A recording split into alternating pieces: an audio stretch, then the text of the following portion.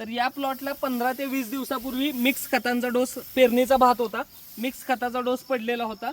नमस्कार शेतकरी मित्रांनो, भात पिकाला मिक्स डोस काय वापरायचा, लागवडीनंतर 15 दिवसांनी आणि पेरणीचा भात असेल तर 25 दिवसांनी मिक्स डोस खतांचा काय वापरायचा याची आज आपण या व्हिडिओमध्ये माहिती घेणार आहे।